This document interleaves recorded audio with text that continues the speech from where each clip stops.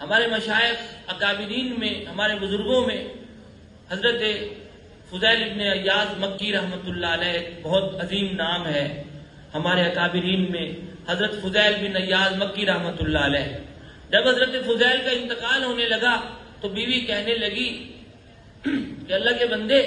تیرا تو جانے کا وقت ہو گیا، تیری 2 جوان بچیاں ہیں، ان کا کیا بنے گا؟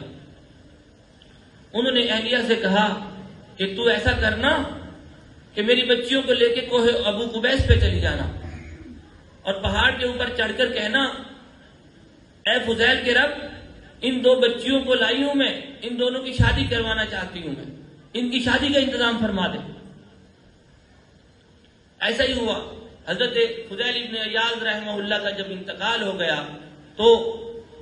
جب ان کی اہلیہ کو یہ خیال ہوا کہ اب بچیوں کی شادی کر دینی چاہیے تو وہ کوہ ابو قبیس پہ گئی اور انہوں نے پہاڑ پہ چڑھ کے یہ بات کی کہ فضیل کے رب، میں ان بچیوں کی شادی کرنا چاہتی ہوں تو آپ اس شادی کا انتظام فرما دیجیے۔ مکہ مکرمہ کے قریب ایک ریاست، ایک جگہ تھی، اس کا حکمران اس نے خواب میں دیکھا، اسے حکم دیا گیا کہ فضیل کی 2 بیٹیاں ہیں، اپنے دونوں شہزادوں کی شادی ان دونوں بچیوں سے کر۔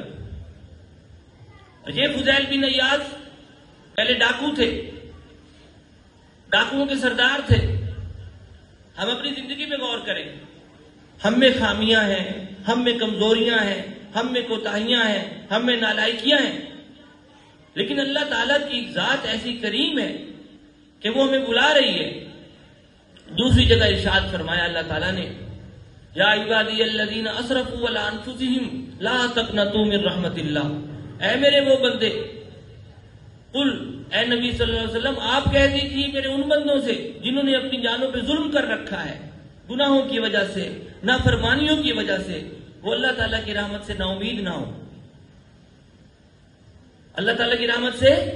نا امید نہ ہو، بلکہ اللہ تعالیٰ کی طرف لوٹ آئیں، اللہ تعالیٰ ان کے تمام گناہ معاف کر دے گا۔